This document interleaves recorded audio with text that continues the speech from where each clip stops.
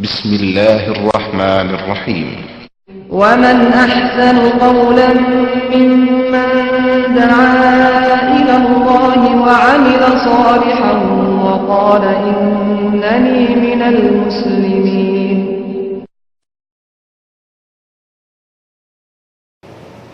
إن الحمد لله نحمده ونستعينه ونستغفره ونعوذ بالله من شرور أنفسنا ومن سيئات أعمالنا من يهده الله فلا مضل له ومن يضلل فلا هادي له وأشهد أن لا إله إلا الله وحده لا شريك له وأشهد أن محمدا عبده ورسوله.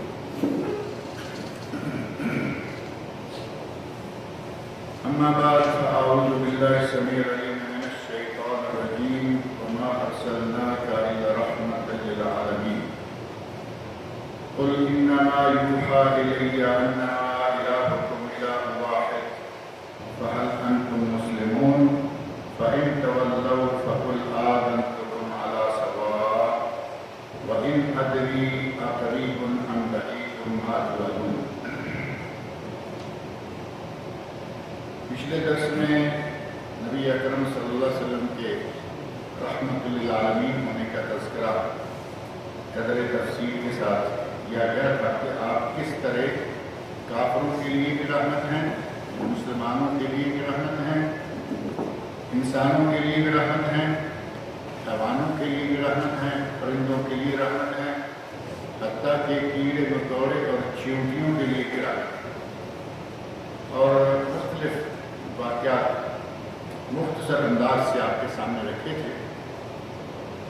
اور یہ ذکر کر رہا تھا میں کہ بنی اور انسان کے جو ضعیف طبقے ہیں جیسے عورتیں ہیں یا غلام اور کنیزیں ہیں، نبی اکرم صلی اللہ علیہ وسلم کی بعثت کے زمانے میں ان طبقوں کے ساتھ بڑا ظلم ہوتا تھا، زیادتی ہوتی تھی.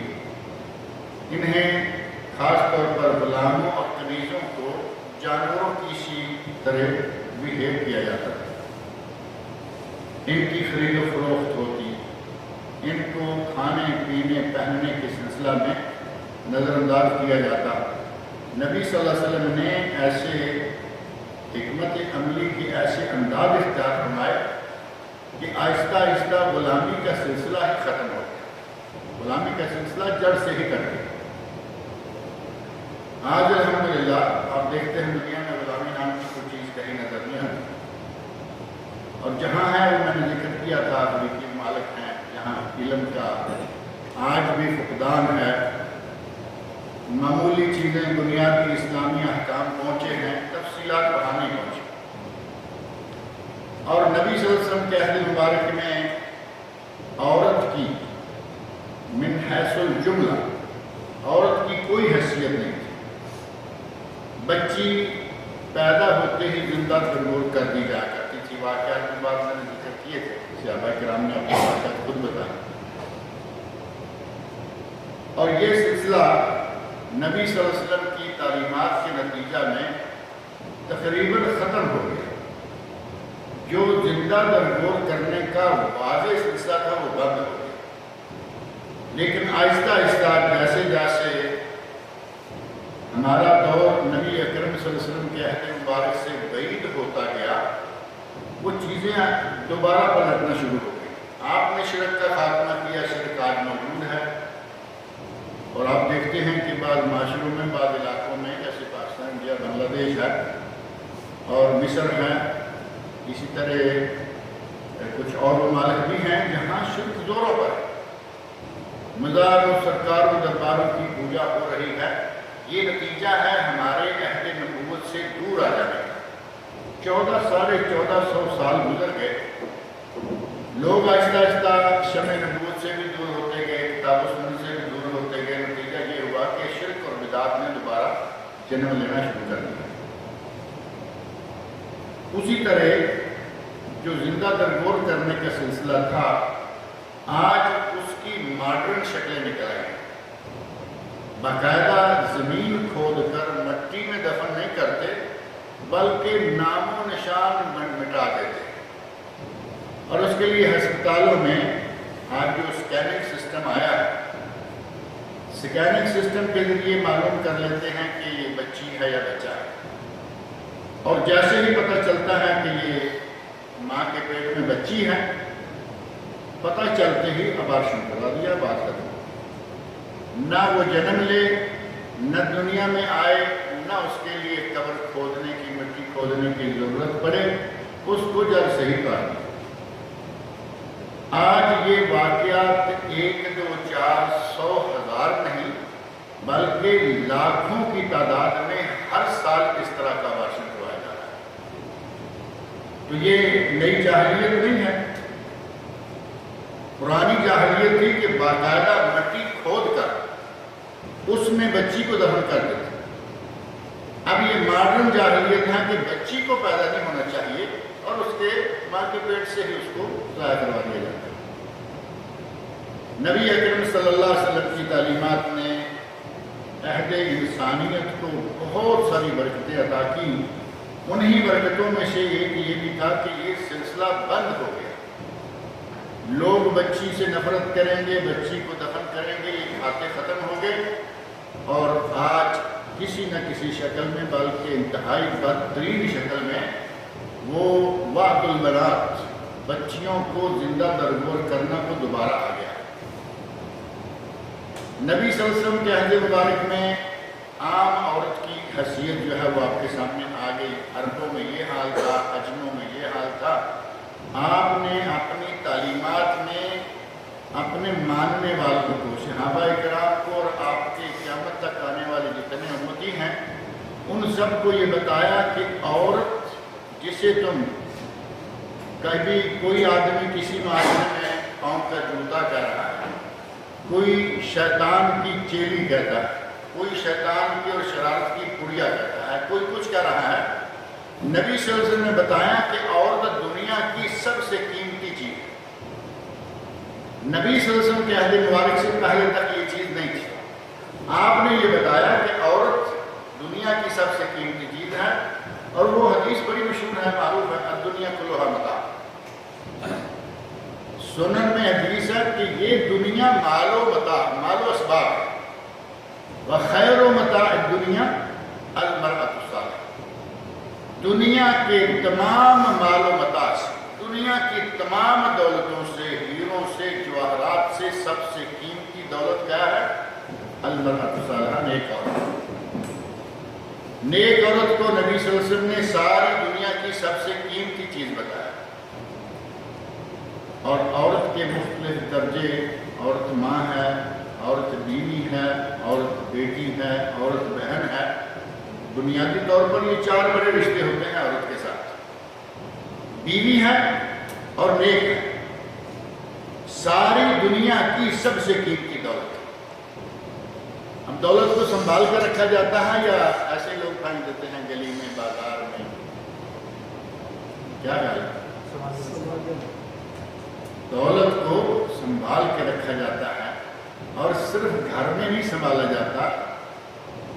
दौलत को संभालने के लिए घर की जो सबसे आखिरी कोठरी है उसमें सेफ पड़ा है। पहले अलमारी, बड़ी अलमारी, अलमारी के अंदर सेफ है। सेफ के बड़े स्पेशल नंबर और बड़े स्पेशल ताले हैं। जो कीमती चीज़ें उसी में पड़ी रहती हैं। अल्लाह के नबी ने नेक औरत को दुनिया की हर कीमती दौलत से ज़्यादा कीमती शुमार किया। और जो आदमी औरत को गली में बखेर दे, बाज़ारों में छोड़ दे, नंगी उरियाँ, नीम उरियाँ अगर वो बाज़ार में लिए हुए फिरे तो क्या ये अकलमंद शुमार होगा? चाहिए ये था कि उसे 7 पर्दों में छुपा के रखे, जो इस्लाम का हुक्म है। लेकिन हमारी आंखों से वो पानी खत्म हो गया जो गैरत का पानी था। शौहर बीवी को नंगे लिए फिर रहा है, भाई बहन को लिए फिर रहा है, बाप बेटी को लिए फिर रहा है। कोई हया नाम की चीज़ नहीं रही, गैरत नाम की चीज़ नहीं रही। नबी अकरम सल्लल्लाहु अलैहि वसल्लम ने नेक औरत को दुनिया जहान की सबसे कीमती चीज़ करार दिया। और औरत अगर माँ है तो दर्जा ही इतना ज़्यादा है کہ نبی اکرم صلی اللہ علیہ وسلم کے ارشادات سے پتہ چلتا ہے کہ عورت اگر ماں ہے تو وہ اپنی اولاد کے لیے جنت ہے، جنت اس کے پاؤں میں ہے، عورت کے پاؤں میں، اگر وہ ماں ہے تو اس کے پاؤں میں جنت۔ الجنت تحت اقدام امہات کے نام سے جو حدیث ہے وہ ضعیف ہے کہ عورت ماں کے پاؤں کے نیچے جنت ہے، لیکن دوسری احادیث اس کی معاون اور جن کا مفہوم بالکل یہی ہے وہ موجود ہیں کہ عورت اگر ماں ہے تو اس کے پاؤں کے نیچے ہمارے لیے جنت ہے۔ اب جہاں جنت تلاش کرنی ہے، کوئی آدمی اس کی گستاخی، اس کی توہین، اس کے زد و کوب کا تصور کر سکتا ہے؟ بدقسمت لوگ وہ بھی موجود ہیں کہ ماؤں کو گالیاں دیتے ہیں، ماؤں کو برا بھلا کہتے ہیں، ماؤں کو زد و کوب کرتے ہیں، مارتے ہیں، ایسے لوگ بھی موجود ہیں۔ کہاں عورت کی ذات سے نفرت اور کہاں نبی اکرم صلی اللہ علیہ وسلم کا عورت کے پاؤں کے نیچے جنت بتانا۔ اور عورت اگر بیٹی ہے تو نبی اکرم صلی اللہ علیہ وسلم کا بیٹیوں کے ساتھ پیار بیان کریں بات ہی ختم نہیں ہو پاتی۔ جتنا پیار نبی صلی اللہ علیہ وسلم نے بیٹیوں سے کیا ہے، کائنات کا کوئی مرد اتنا پیار اپنی بیٹی سے نہیں کر سکتا، وہ بھی بیٹیاں ہی تھیں۔ اور آپ نے اپنے لوگوں کے لیے، صحابہ کے لیے، امت کے لوگوں کے لیے یہ قیامت تک کے لیے قانون بنا دیا کہ اگر کوئی دو بیٹیوں کو پالے، من عال جاریتین، جو شخص دو بچیوں کو پالے، ان کی صحیح اسلامی تربیت کرے، ان کی شادی کر دے، وہ اس کے لیے جہنم کی راہ میں دیوار بن جائے۔ دو بیٹیوں کو پالنا، صحیح اسلامی تربیت کرنا۔ اب صحیح اسلامی تربیت کے ساتھ یہ بھی تجھے میں رکھنا چاہیے نا کہ بیٹی کو پال کے ڈانسر بنا کے اگر چھوڑ دے گا، خود بھی گندا، بیٹی کو بھی گندا کر دیا اور معاشرے کو گندا کرتی رہے۔ مسلمان بنائے بیٹی کی صحیح تربیت کرے۔ اگر دو بیٹیوں کی صحیح تربیت کر دے اور شادی تک جو اس کا آخری مرحلہ ہے، اس کے بعد ماں باپ کی ذمہ داری ختم ہو گیا، شوہر جانے اور بیوی جانے۔ نبی صلی اللہ علیہ وسلم فرماتے ہیں کہ وہ دو بیٹیاں اس آدمی کے لیے، ماں باپ کے لیے جہنم کی راہ میں دیوار بن جائیں گی، یعنی وہ آدمی جہنم میں نہیں جائے گا۔ بے عین ہی بہنوں کا معاملہ ہے کہ اگر کسی کی دو بہنیں ہیں، بہنیں اور بیٹیاں ویسے بھی تو ایک طرح کی بات ہوتی ہے، چھوٹی بہنیں بڑی بہنوں کو لوگ کہتے ہیں ہماری ماں کی طرح ہے، چھوٹی بہنیں بیٹیوں کی طرح ہوتی ہیں۔ ان کی تربیت کرنا، ان کو پالنا، ماں باپ کے ساتھ تعاون کرنا ان کی تربیت میں۔ دو بہنوں کو پالے وہ بھی جہنم سے بچ گیا، جو دو بیٹیوں کو پالے وہ بھی جہنم سے بچ گیا۔ نبی صلی اللہ علیہ وسلم نے عورت کو یہ مقام دیا جو اسلام کی آمد سے پہلے عورت کو حاصل نہیں تھا۔ اس سے بڑھ کر رحمت اللہ علیہ کیا ہوتا ہے؟ اب اندازہ کریے کہ انسانی طبقے سارے، غلام ہے، تمیز ہے، عورت ہے، مرد ہے، چھوٹا ہے، بڑا ہے، ہر کسی کے لیے الگ الگ تعلیمات ہوئی۔ من لم یرحم صغیرنا ولم یعقر کبیرنا فلیس منا۔ مشہور حدیث ہے کہ جس نے ہمارے چھوٹے سے شفقت نہ کی، اس پر رحم نہ کھایا اور ہمارے بڑے کا احترام نہ کیا، وہ ہم میں سے نہیں۔ بڑے کے لیے، چھوٹے کے لیے، مرد کے لیے، عورت کے لیے، ہر کسی کے لیے نبی صلی اللہ علیہ وسلم نے وہ قواعد، وہ اصول، وہ باتیں بیان فرمائیں کہ انسان کے لیے نبی صلی اللہ علیہ وسلم کا وجود سراسر رحمت ہی رحمت۔ اور کچھ چیزیں ایسی ہوتی ہیں کہ وہ وجود میں آنے کے بعد رحمت بنتی ہیں، اور نبی صلی اللہ علیہ وسلم کا وجود گرامی اپنی آمد سے پہلے ہی رحمت۔ نبی صلی اللہ علیہ وسلم اپنی ولادت سے پہلے مشہور ہیں یا نہیں؟ آپ نے قرآن کریم پڑھا، وَإِذْ أَخَذَ اللَّهُ مِيثَاقَ النَّبِيِّينَ، جب اللہ نے نبیوں سے عہد لیا۔ یہ میثاق النبیین اور ایک ہے عہد الست۔ عہد الست ہے جس میں اللہ رب العزت نے تمام بنی آدم جتنے بھی قیامت تک لوگ پیدا ہونے والے ہیں ان سب کو اکٹھے کیا، آدم علیہ السلام کی پشت سے نکالا، اکٹھے کیا اور ان سے پوچھا الستُ بربکم، کیا میں تمہارا رب ہوں یا نہیں؟ قالوا بلا، سب نے کہا کہ تو ہمارا رب ہے۔ اللہ نے فرمایا کہ اب گواہ رہنا، یہ نہ ہو کہ آج رب مان رہے ہو، کل کو جاؤ تو جا کے مکر جاؤ، اور کتنی دنیا مکر گئی، انکار کر بیٹھے۔ اس وقت رب مان کے آئے ہیں کہ ہماری عبادتوں کے لائق صرف تو ہے، آج ہماری عبادتوں کے لائق کتنی دنیا بنی ہوئی ہے، جگہ جگہ ہر طرح۔ اس کو کہتے ہیں عہد الست۔ اور دوسرا ہے میثاق انبیاء۔ وَإِذْ أَخَذَ اللَّهُ مِيثَاقَ النَّبِيِّينَ، جب اللہ نے انبیاء کو اکٹھے کیا اور انبیاء سے اللہ رب العزت نے یہ عہد لیا کہ تم میں سے جس کی زندگی میں بھی میرا وہ نبی آ جائے گا، لَتُؤْمِنُنَّ بِهِ وَلَتَنْصُرُنَّهُ، تم سب اس پر ایمان لے آؤ گے اور اس کی مدد کرنے میں لگ جاؤ گے۔ یہ نبی کون ہے؟ محمد رسول اللہ صلی اللہ علیہ وسلم۔ آپ مقام دیکھیں کہ آپ ابھی دنیا میں آئے بھی ہیں۔ لوگ مشہور ہوتے ہیں، پیدا ہو کے، بڑے ہو کے، کچھ بن کے مشہور ہوتے ہیں۔ ہمارے نبی تو دنیا میں آنے سے مدتوں پہلے ہر نبی کے عہد میں آپ کا شہرہ موجود ہے۔ ہر نبی اپنے لوگوں کو کہہ رہا ہے کہ ایسا ایک نبی آنے والا ہے، اگر وہ آ گیا تو ہم ان پر ایمان لائیں۔ اور عیسیٰ علیہ السلام کے الفاظ باقاعدہ قرآن کریم کے اندر موجود ہیں۔ انہوں نے یہ کہا ہے کہ میرے بعد یاتی من بعد اسمہ احمد، میرے بعد ایک نبی آنے والا ہے جس کا نام احمد ہوگا۔ گویا کہ نبی صلی اللہ علیہ وسلم اپنی ولادت سے مدتوں پہلے معروف تھے۔ ہر نبی کے زمانے میں آپ کی شہرت جو ہے وہ موجود تھی، دنیا میں آ کے نہیں۔ اسی طرح آپ کی رحمت للعالمین کا اندازہ کرنا ہو تو پتہ چل سکتا ہے کہ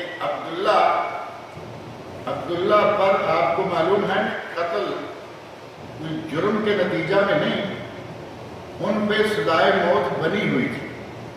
ان کے والد نے عبد المطلب نے یہ نظر مان رکھی تھی کہ اگر میرے 10 بیٹے جوان ہو گئے، واقعہ لمبا ہے،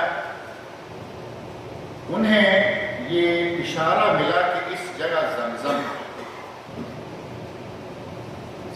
کھودو۔ وہ زمزم کھودنے لگے۔ پہلے تو لوگوں نے جیسے نوح علیہ السلام کا مذاق اڑاتے تھے نا، یہ دیکھو ایسے جنگل میں کشتی بنا رہا ہے اور کہتا ہے کہ یہ کشتی آپ پانی آئے گا، کشتی پانی، مذاق اڑائے۔ اور نوح علیہ السلام کا واقعہ قرآن کریم میں موجود ہے، فرمایا آج تم مذاق اڑا رہے ہو، اڑا لو، ایک وقت آئے گا کہ تم مذاق بن جاؤ۔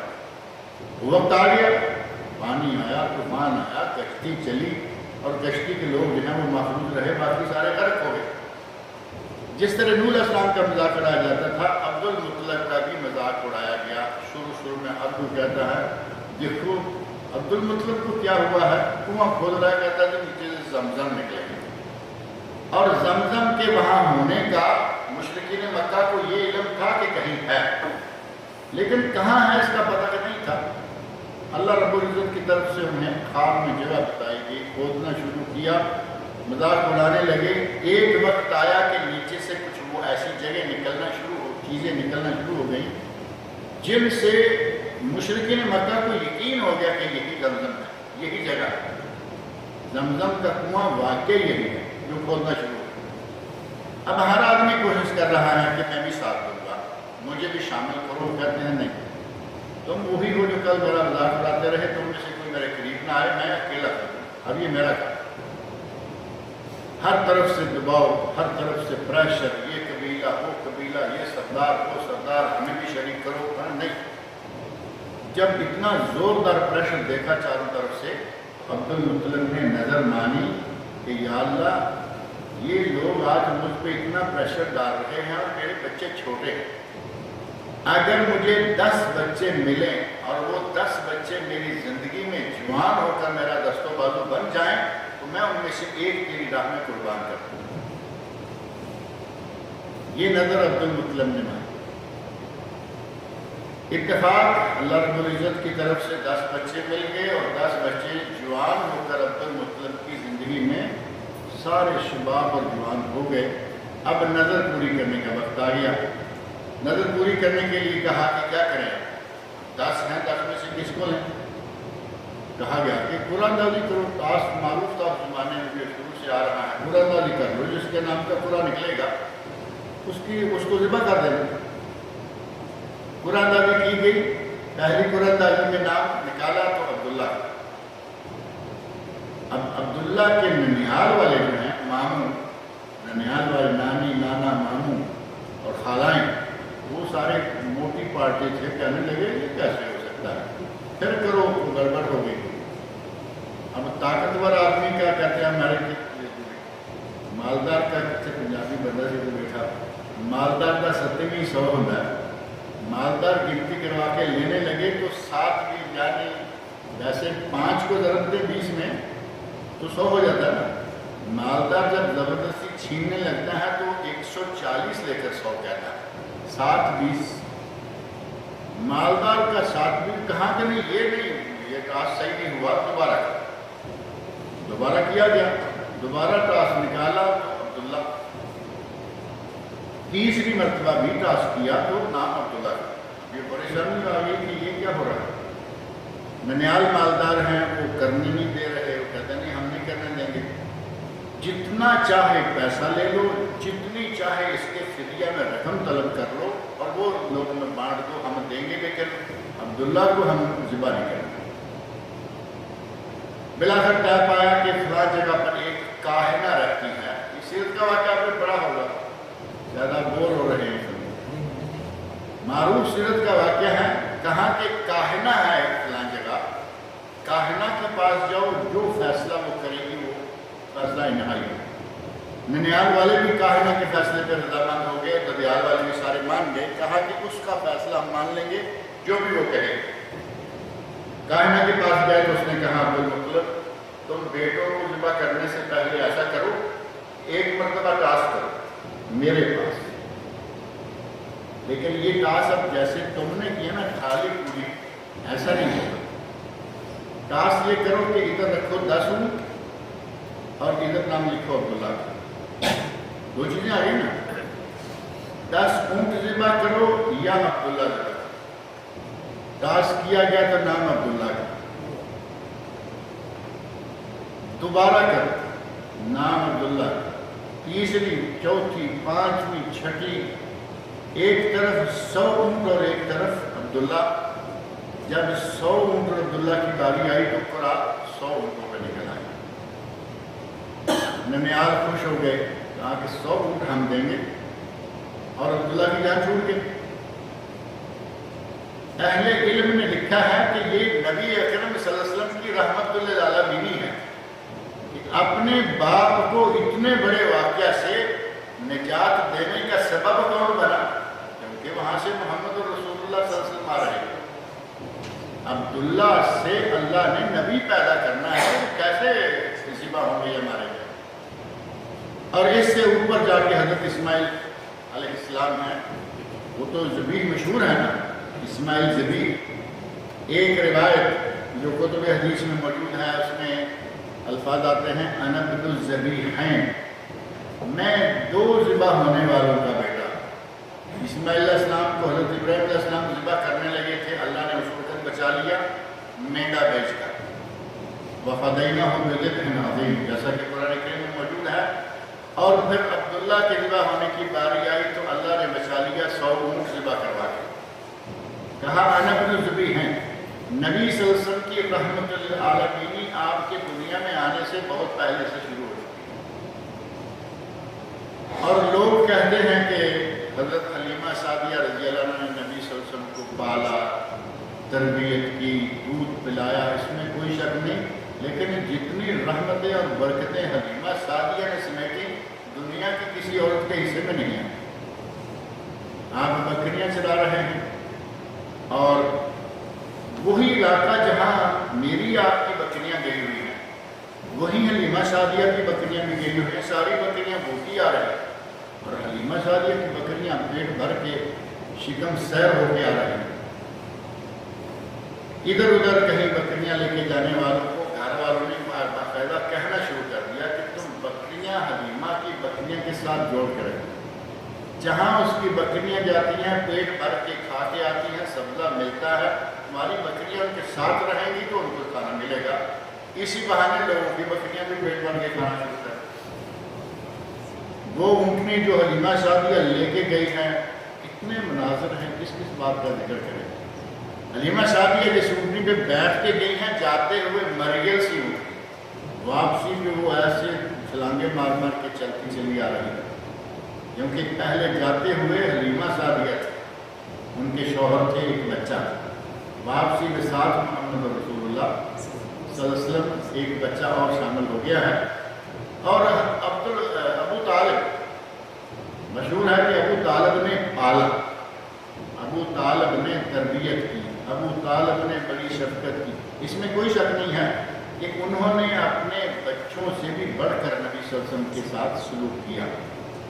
لیکن ابو طالب نے پالا کیا؟ ابو طالب کو تو نبی صلی اللہ علیہ وسلم کے وجود مسعود کی برکتوں کی وجہ سے آج بھی دنیا میں عزت حاصل ہے. اسلام نصیب نہیں ہوا, لیکن ابو طالب کا نام کبھی کسی نے برا کر کے نہیں لیا. غیر مسلموں کا نام کبھی اچھا کسی نے لیا ہے؟ کوئی نہیں. ابو طالب مسلمان نہیں ہوا, لیکن اللہ نے اس کو اتنی عزت بخشی کہ اس نے نبی کی خدمت کی, نبی ان کے گھر میں رہے.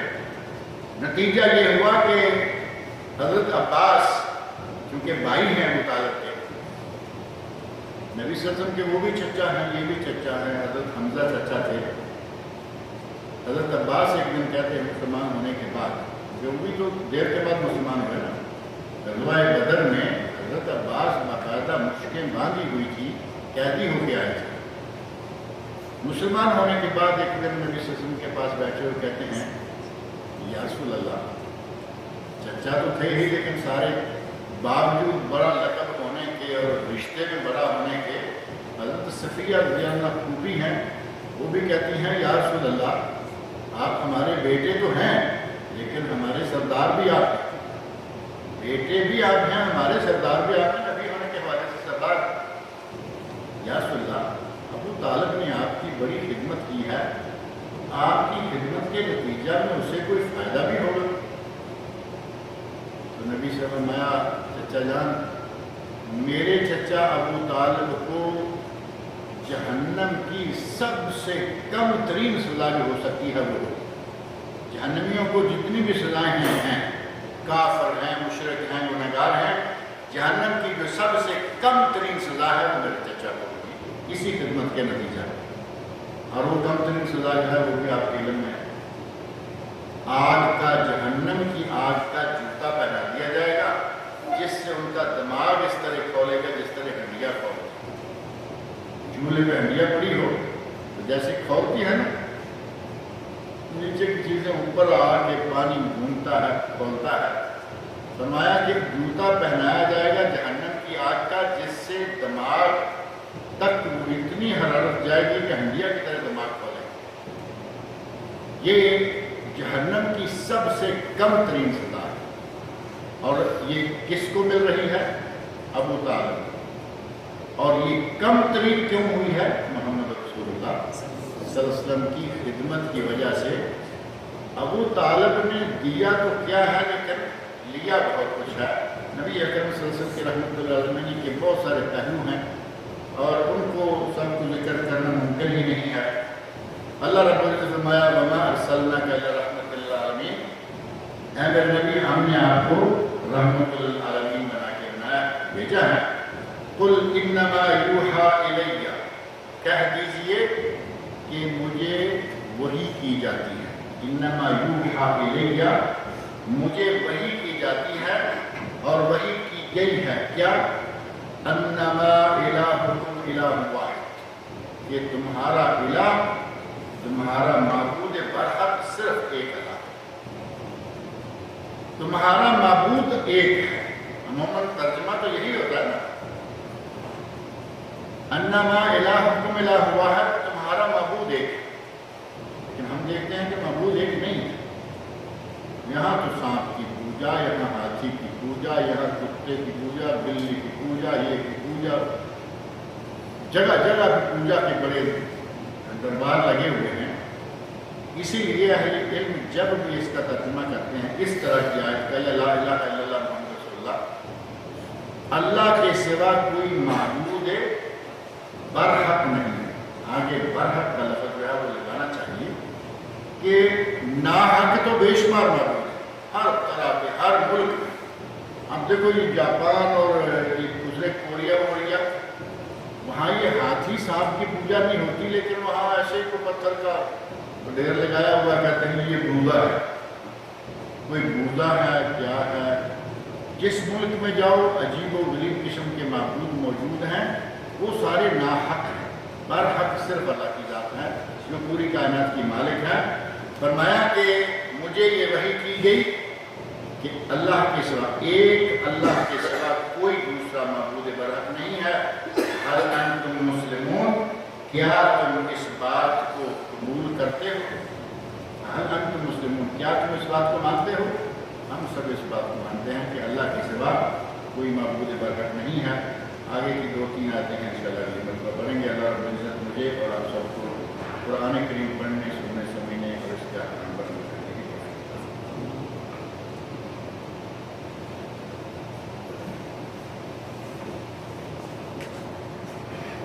یہ کتاب علامہ ابن باز رحمۃ اللہ علیہ کی کتاب ہے، اس کا نام ہے العقیدہ الصحیحہ وما یضادھا، صحیح عقیدہ کیا ہے اور عقیدہ کے خلاف یعنی مخالف چیزیں کون کون سی ہیں۔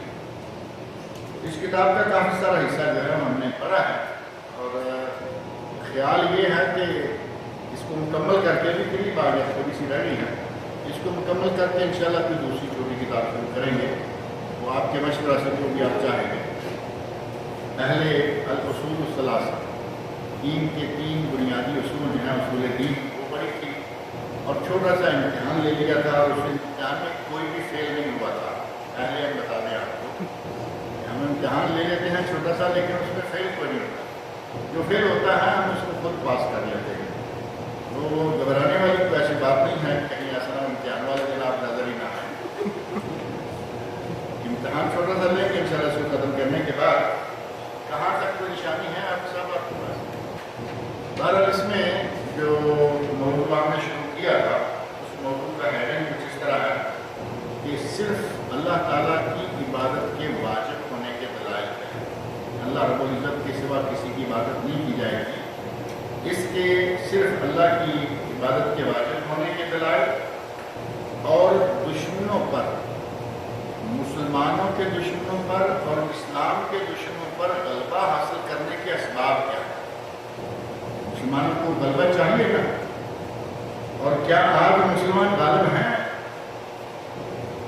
آج امت مسلمہ آپ دیکھیں، جہاں تک بھی آپ کی نظر جاتی ہے، آپ کو یہ نظر آئے گا کہ امت مسلمہ پریشان ہے، امت مسلمہ انتہائی ذکو حالی میں ہے، امت مسلمہ کو مسائل سے جو واسطہ ہے، اور مسائل ہوتے نظر نہیں آتے۔ کافروں کی کسی بھی ملک میں کوئی مسئلہ اٹھتا ہے تو اگلے دن حل ہو جاتا ہے، UN والے مداخلت کرتے ہیں، مسئلہ ختم ہو جاتا ہے۔ مسلمانوں کے مطالبات 1 2 6 10 سال سے نہیں، کئی مطالبات ہیں ان کو 60 اور 70 سال ہو گئے، یعنی پوری ایک جنریشن ختم ہو گئی، 70 سال ہے۔ ہمارا امتی بین 60 و 70، میری امت کی عمریں 60 اور 70 کے درمیان، 60 اور 70 سال سے مطالبہ چل رہا ہے کہ یہ علاقہ مسلمانوں کا ہے، مسلمانوں کو دے دو، آج تک نہیں دیا جا رہا۔ اور ایک انڈونیشیا کی ریاست تھی یا کون سی، انڈونیشیا کیا نام تھا اس کی؟ تیمور، ریاست تیمور انڈونیشیا کی اپنی ریاست تھی، مسلمان حکومت کے تابع تھی، اور کچھ شرق پسند عیسائیوں نے اس کے شور مچا دیا کہ ہماری اس میں کثرت ہے، یہ ریاست ہمیں ملنی چاہیے اور آزاد ہونی چاہیے۔ آپ کے علم میں ہے کہ وہ تھوڑے سے عرصہ میں وہ ریاست آزاد ہوگی، آج وہ تیمور الگ سے ایک کنٹری ہے، انڈونیشیا سے نکال دیا گیا۔ کیا فلسطین مسلمانوں کا ہے یا نہیں؟ فلسطین مسلمانوں کا ہے، روز اول سے مسلمانوں کا ہے، لیکن فلسطین مسلمانوں کو مل نہیں رہا۔ सारी दुनिया के मुल्क इकट्ठे होते हैं, सारी दुनिया के हुक्काम, वज़रा, सफ़रा, मंदूबीन बैठते हैं और ये मसला हर जलसे में उठाया जाता है कि फ़लस्तीन मुसलमानों को दिया जाए। 70 साल के करीब अरसा हो रहा है, शायद ये 1956 में या कब ये सिलसिला खराब हुआ है। मस्जिद अक्सा में घोड़े दाखिल किए जाते हैं, मस्जिद अक्सा में यहूदी ऊँटों समेत दाखिल हो रहे हैं, यहूदी भी हैं, काफिर भी हैं, बदबख्त और ऊँटों समेत। यानी अब हम ये तसव्वुर भी नहीं कर सकते कि वो बूट को पाक साफ करके लेके जाते हैं। मस्जिद में बूट समेत दाखिल होना जायज़ है, बूट समेत नमाज पढ़ना जायज़ है, लेकिन क्या कोई काफिर ये एहतराम करेगा हमारी मस्जिद? और मुख्तलिफ मौक़ों पर आपने ये सुना होगा कि मुख्तलिफ मौक़ों पर मस्जिद अक्सा को गिराने के लिए उसकी बुनियादों के नीचे कभी यहाँ से दरारें कर रहे हैं, कभी वहाँ से। अल्लाह रब्बुल इज़्ज़त की कुदरत है कि आज तक मस्जिद अक्सा गिरी नहीं, लेकिन कोशिशें बहुत हो रही हैं। और बिल्कुल उसी तरह कुछ चीज़ें अल्लाह की कुदरत से ही खड़ी होती हैं। पाकिस्तान को खाने के लिए 70 साल लगाए हैं लोगों ने। ये हकीकत भी तो आपके इल्म में होगी। पाकिस्तान बने को अरसा हो गया, 47 से बना है, तो कितने साल हो गए? आजकल हम कहाँ हैं? 16। 47 से लेकर उसे खाने के लिए बड़ी हुकूमतें आई, बड़ी पार्टियां आई, बड़ा जोर शोर हुआ, लेकिन पाकिस्तान ने खाया नहीं गया। ये कोई अल्लाह के आसरे गायब है। अगर कोई कहे कि मैं रोके हुए हूँ या आप रोके हुए हैं, उसे कोई रोके हुए, हर कोई आ रहा है, खा रहा है, जा रहा है, लेकिन वो खाया नहीं गया। उसी तरह मस्जिद अक्सा को गिराने के लिए यहूदियों ने पूरी कोशिश की। खुल खुला के ऊपर से गिरा नहीं सकते क्योंकि पूरी दुनिया मौजूद है। नीचे से इधर से सुराख, इधर से सुरंग, इधर से ये, उधर से वो, लेकिन मस्जिद अक्सा आज भी अल्हम्दुलिल्लाह कायम है और मसला हल नहीं होता। मसला इसलिए हल नहीं होता कि जिस चीज़ का नाम UNO है, वो आप मुझसे ज़्यादा बेहतर समझते हैं कि उसमें पावर जो सबसे ज़्यादा है वो मुसलमानों की बजाय काफिरों की है। पहले नंबर पर काफिरों के मुल्क ज़्यादा है। काफिरों के मुल्क इस वक्त तक कितने हुए हैं? 56, यानी 50, 55, 56 मुल्क हैं मुसलमानों, और इसके मुकाबला में काफिरों के 150 के करीब। सारे 200 मुल्क अगर लगाते हैं तो ये 1/4 मुसलमान बनते हैं मुल्कों के हिसाब से। अब आज हमने जमहूरियत के नाम से जो सिलसिला शुरू किया हुआ है, हर जगह जमहूरियत है। जब वोटिंग होती है तो एक तरफ 150 वोट जाता है, एक तरफ 56 आते हैं, तो क्या होगा? कहते हैं फ़लस्तीन मुसलमानों के, कई मरतबा कई काफिरों के वोट भी मुसलमानों के साथ आए। आपके इल्म में है ये तारीख बात। कई काफिर मुल्कों ने, बड़े बड़े मशहूर मुल्कों ने कहा कि ये फ़लस्तीन मुसलमानों को दे दो, उनका मुल्क है। और कई बदबख्त ऐसे हैं, उन्हें ऐसा एक हथियार दिया गया है कि वो सारी दुनिया एक तरफ, वो अकेला उठ के कहे हम नहीं देंगे तो उसकी बात मानी जाती है या नहीं? वो क्या है? क्या भला ये देखो, अंदाजा करो, एक तरफ 200 मुल्क हो जाए, 199 हो जाए, और एक तरफ अकेला खड़ा हो जाए और वेटो पावर इस्तेमाल करेगा, वो सारा खाना खराब हो गया सब। ये है हमारी UN। कैसे मुसलमानों की मिसाल है? अगर हम मुसलमानी के तरीका से, अब इत्तेफाक से हमारे 56 मुल्क हो गए और मुसलमानों की आबादी भी अल्हम्दुलिल्लाह बेशुमार है। मुसलमान थोड़े से नहीं हैं, अब आज तक मुसलमान बेशुमार। 1.6 अरब से ज़्यादा मुसलमान लोग हैं, 1.6 से ज़्यादा। ये आज से 4-6 साल पहले की गिनती है। और टोटल कितने हैं? 6। टोटल इंसान 6 अरब है, 1.6 کا معنی یہ ہوا کہ 1/4 سے زیادہ صرف مسلمان، یعنی 25-26% صرف مسلمان، باقی سارے کافر ہیں، وہ بھی آپس میں بٹے ہوئے ہیں۔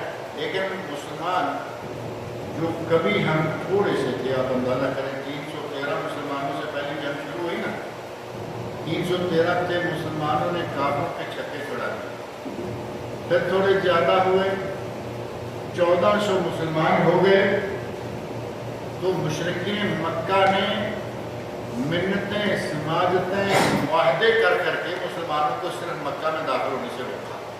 صلح حدیبیہ کے موقع پر 1400 مسلمان، کتنی شرطیں مانی، یہ بھی مانتے ہیں، یہ بھی مانتے ہیں، بس یہ مکہ میں نہ داخل ہو جاؤ کیونکہ ہماری بےزتی ہو جائے۔ اور پھر آہستہ آہستہ مسلمان بڑھتے گئے، دنیا میں مسلمانوں کو اللہ رب العزت نے وہ عظمت، وہ شان، وہ ترقی عطا فرمائی کہ دنیا مسلمانوں کا سکہ ماننے لگی، لیکن تب تک وہ مسلمان تھے، ہماری طرح کے نہیں۔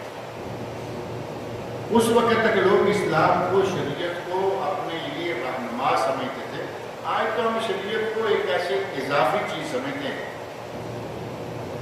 اضافی چیز کہ چلو کچھ نہ کچھ ادھر سے پڑھ لیا، کبھی کچھ اس میں سے کر لیا، کبھی نماز پڑھ لی، کبھی روزہ رکھ لیا۔ آج تو ہم شریعت کو حیثیت نہیں دیتے۔ جب تک مسلمان صحیح طور پر کتاب اللہ اور سنت رسول پر عمل کرتے رہے، مسلمانوں کو دنیا میں توحید بولتا تھا۔ ایک عظمت تھی۔ نبی صلی اللہ علیہ وسلم نے تو فرمایا کہ ابھی 40 سال کا راستہ، نصرت بالرعب مسیرہ تھا۔ کتنے سال کا آپ نے ذکر کیا کہ کتنے سالوں کا راستہ ہو اور دشمن کو پتہ چل جائے کہ میں اس طرف جا رہا ہوں، اللہ رب العزت اس کے دلوں پر میرا روب پیدا کر دیتا ہے۔ یہ تو نبوت ہے، مانتے ہیں کہ نبوت ہمارے پاس آ ہی نہیں سکتی۔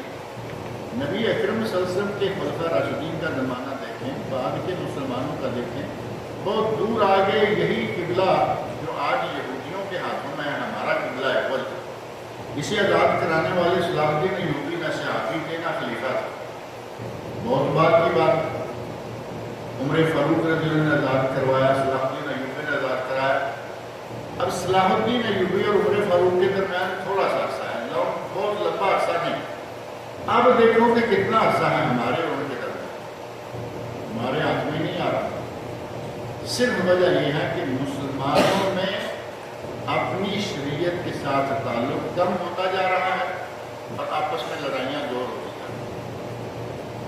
اور لڑائیوں کا تو اندازہ آپ کو ہے نا، مسلمانوں میں فرقہ بازی، مسلمانوں میں تفرقہ، مسلمانوں میں گروہ بندی، کوئی ادھر کھینچ رہا ہے، کوئی ادھر کھینچ رہا ہے، ہر کسی کی اپنی جماعت، ہر کسی کی اپنی پارٹی۔ ملکی سطح پہ دیکھیں تب کوئی صلح نہیں، ملکی سطح پہ دیکھیں مسلمانوں کی تب کوئی صلح نہیں، اور ملک کے اندر آپ علاقائی دیکھیں کوئی صلح نہیں، مذہبی دیکھیں کوئی صلح نہیں، سیاسی دیکھیں کوئی۔ اگر مسلمان آج بھی ایک مٹھی ہو کر چاہیں، ایک ہفتہ تو بہت دور کی بات ہے، جس دن یہ ارادہ کریں فلسطین اسی دن بن سکتا ہے مسلمان، کہ مسلمان سارے ارادہ کریں۔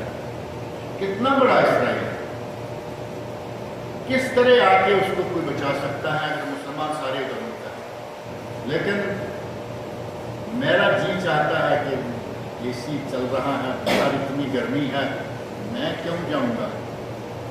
فلسطینی جانے اور فلسطین جانے۔ جب میں ایسا سوچوں گا اور آپ ایسا سوچیں گے تو فلسطین کو آزاد کون کروائے؟ یہ وہ حالات ہیں جن حالات میں آج ہم مبتلا ہے، مسلمان امت مبتلا ہے۔ اگر مسلمان امت صحیح معنوں میں جم جائے، جڑ جائے، اتحاد ہو جائے، اتفاق ہو جائے، تو یقیناً غلبہ مسلمانوں کا آج بھی ہو سکتا ہے۔ تھوڑے سے ہو کر اتنی بڑی کفر کی طاقت پر غالب آ سکتے ہیں، تو اتنی بڑی تعداد، پیسہ ہمارے پاس ہے، افرادی قوت ہمارے پاس ہے، اسلحہ ہمارے پاس ہے۔ پہلے تو کہا نا کہ ہمارے پاس اسلحہ نہیں، اب تو وہ بات بھی نہیں رہی۔ جو چیزیں ان کے پاس ہیں وہ سب ہمارے پاس بھی ہیں۔ بڑا سب سے زیادہ آخری دور تھا کہ وہ ایٹمی طاقتیں ہیں، اب تو مسلمان بھی ایٹمی طاقت بن گئے۔ ایک ملک بھی ایٹمی ہو گیا تو سارے مسلمان ایٹمی پاکستان کے پاس ایٹمی طاقت موجود ہے، یہ سارے مسلمانوں کی مشترکہ ہے۔ ایٹمی طاقت ہم ہیں، دنیا کی بہت بڑی افرادی طاقت ہم ہیں، دنیا کی بہت بڑی مادی طاقت ہم ہیں، ایسا کوئی شمار نہیں۔ ہمارے مسلمانوں میں سے بعض مسلمانوں کے پاس اتنا پیسہ ہے کہ وہ چاہیں تو پورے ملک کو وہ کھانا کھلا سکتے ہیں، روزانہ کھلا سکتے ہیں، ان کا پیسہ ختم ہونے کا نام نہیں۔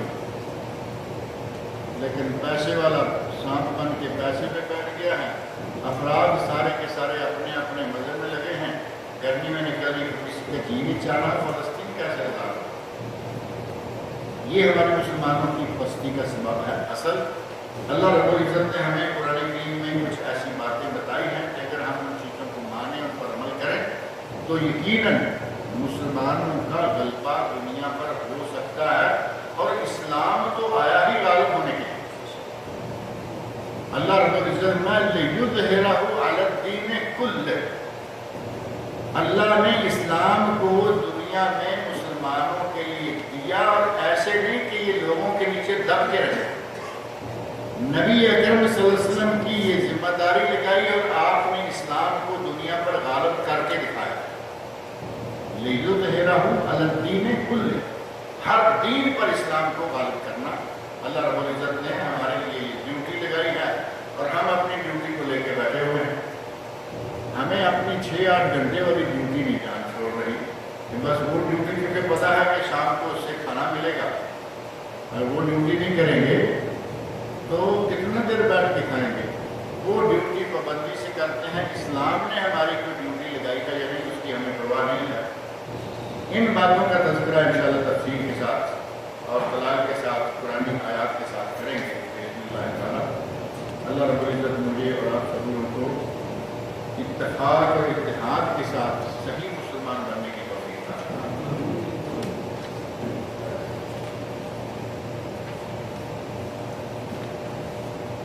شکر صاحب کافی جتنے مختلف کی اندازہ ہوگا آپ کو لکھنی چاہیے۔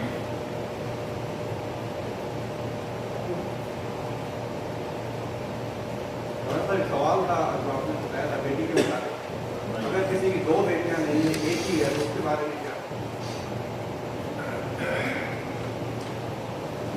اگر کسی کی 2 نہیں ہے ایک، تو اسی کو مسلمان اور نیک بنائے۔ اللہ رب العزت تو جانتا ہے نا، میں نے اسے دی ایک ہے، جس کی ہے ایک کو اسی کو نیک کرے، تربیت کرے۔ اللہ رب العزت غفور رحیم ہے۔ ابھی تھوڑے دن پہلے کسی نے مجھے ایک سوال پوچھا، مجھے بڑا تعجب ہوا، سوال معقول تھا۔ ویسے حدیث میں الفاظ آتے ہیں یوم جمعہ کی فضیلت کے بارے میں، من غسل واغتسل، جس نے غسل کیا اور وہ اپنی بیوی کے لیے بھی غسل کا باعث بنا، یعنی میاں بیوی ہے۔ وہ آدمی کہتا ہے کہ اگر کسی کی شادی ہی نہیں ہوئی، یا کسی کی بیوی فوت ہو چکی ہے، یا کسی نے بیوی کو طلاق دے رہی ہے، وہ ہے ہی اکیلا، تو من غسل تو اس پہ آ نہیں سکے گا، واغتسل صرف آتا ہے، وہ کیا کرے؟ یعنی جمعے کے لیے وہ تو صرف اکیلا ہی غسل کرے۔ تو میں نے کہا اللہ رب العزت کو کوئی ہمیں لقمہ دینے کی تو ضرورت نہیں ہے، بھائی اللہ میری بیوی نہیں ہے۔ گوارے کے لیے اللہ نے فضائل الگ رکھے ہیں، جو بیوہ ہو گیا، رنوا ہو گیا، اس کے لیے الگ موجود ہیں، جو متعلقہ ہو گیا اس کے لیے الگ موجود ہیں۔ اسی طرح جس کی ایک بیٹی ہے، اللہ رب العزت اس کو بھی محروم نہیں رکھے۔ ایک خاتون، نبی اکرم صلی اللہ علیہ وسلم نے فرمایا کہ اگر کسی کے 2 بچے ہوں اور وہ اس کی زندگی میں فوت ہو جائیں، اللہ اسے جنت عطا فرمائے۔ ایک خاتون نے کہا یا رسول اللہ اگر کسی کا ایک فوت ہوا ہے، اللہ اسے بھی جنت عطا۔ نبی اکرم صلی اللہ علیہ وسلم نے وہ رنگ اختیار فرمایا کہ ایک اعلیٰ درجہ بتا دیا اور اس کے بعد چھوڑ دیا۔ اگر کسی کے پاس ایک ہی بیٹی ہے، وہ اسی بیٹی کو صحیح اسلامی خطوط پر تربیت دے، انشاءاللہ وہ بیٹی اس کے لیے جنت کا باعث ہے۔ وہ کون سے صحابی ہیں جن کو شیطان نے نہیں چھویا؟ یہ صحابی نہیں ہیں، یہ حضرت عیسیٰ علیہ السلام، صحابی نہیں ہے، نبی ہے۔ عیسیٰ علیہ السلام ہے، قرآن کریم کے اندر ذکر موجود ہے کہ حضرت مریم علیہ السلام نے یہ دعائیں مانگی تھی، ان کی والدہ نے हन्ना ज़ौजत इमरान ने जो दुआएं मांगी थी, उनके नतीजा में नबी सल्लल्लाहु अलैहि वसल्लम का इरशाद है कि हर बच्चे को शैतान छूता है, पैदाइश पर चौका मारता है सिवाय ईसा अलैहिस्सलाम के, क्योंकि उनके वालिदैन की दुआओं का नतीजा था। सियाबी ऐसा कोई नहीं। और वो कौन से 3 सहाबा हैं जिनकी जन्नत तलबगार है और क्यों है, ये मुझे नहीं मालूम कि कौन से 3 सहाबा हैं। जन्नत के तलबगार तो सारे ही हैं ना, हम भी हैं, लेकिन जन्नत किन सहाबा के तलबगार हैं, कुछ ऐसी बातें कभी कभी मिलती हैं, लेकिन मेरे ज़हन में ऐसा नहीं है। और अगर ज़्यादा जल्दी आपने तलाश करनी है तो किसी तबलीगी जमात की किताब उठा के देखें, जल्दी मिल जाए। झूठ किन हालात में बोला जा सकता है? झूठ बोलना जंग में जायज़ है।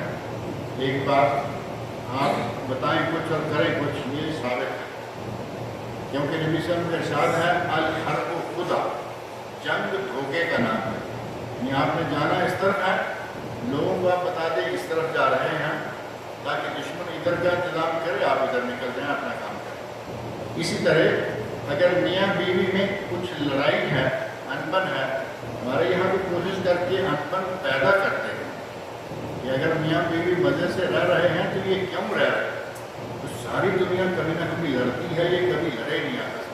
तो वो वसाइल पैदा करेंगे, हरकत तरदूत ऐसे करेंगे कि उनमें कभी ना कभी तो लड़ाई हो। लेकिन अगर कहीं वाकई मियाँ बीवी में लड़ाई है, उनमें सुलह कराने का इरादा हो, तो वहाँ झूठ बोला जा सकता है। यानी उससे आप क्योंकि झूठ बोलकर दोनों की सुलह नेक नीति से झूठ बोल रहे हैं, आपकी उसमें कोई ज़ाती गर्ज नहीं। ऐसे ही जो मुसलमान हैं मियाँ बीवी ना से, उनकी सुलह करवानी हो, भाई वो तो तुम्हारे बारे में बड़ी अच्छी बातें कर रहा है, हालांकि वो गालियाँ दे रहा है, वो गालियाँ दे रहा है, लेकिन आपने जाके कहा तो तुम्हारे बारे में अच्छी बातें करता है, उधर भी कहेंगे ऐसा ही गुजार है कि वो आसानी से बैठना डोले। इस तरह के मौके पर झूठ बोलने की गुंजाइश है। जुबैल से खबर रोज़ाना आते हुए क्या मगरब और इशा कर सकते हैं? अगर आप जुबैल में ही हों और मगरब हो जाए तो आप रोज़ाना कसर कर सकते हैं। और अगर आपको मालूम है कि ये परमानेंट हमारी ड्यूटी वहाँ हो गई है, परमानेंट, तो फिर बेहतर ये है कि वहाँ जो नमाज पढ़ें पूरी पढ़ें, यहाँ जो पढ़ें पूरी पढ़ें। अगर दरमियान में कोई नमाज आ जाए तो वो आप कसर कर सकते हैं। दरमियान में आ जाए, किसी पेट्रोल पंप में पढ़नी है वो कसर कर लें, वहाँ पढ़ें तो पूरी, क्योंकि आपको मालूम है कि मैं यहाँ एक अपनी मजबूरी के तहत रह रहा हूँ, मेरी ड्यूटी जुबैल में है पता, तो वो गोया कि आपका परमानेंट एड्रेस हो गया। कंपनी का एड्रेस परमानेंट जुबैल का, घर का एड्रेस परमानेंट यहाँ का, और एक हमारा परमानेंट एड्रेस पाकिस्तान इंडिया का होता है। इन 3 जगहों पे आप कसर नहीं कर सकते। और अगर पता है कि पता नहीं महीना, 2 महीने, 3 महीने कुछ प्रोजेक्ट की ड्यूटी रहेगी, उस दौरान आप अगर कसर करना चाहते हैं तो इंशाअल्लाह अल्लाह ताला मुझे आप सब लोग को अपनी हिफ्ज़-ओ-मान में रखे।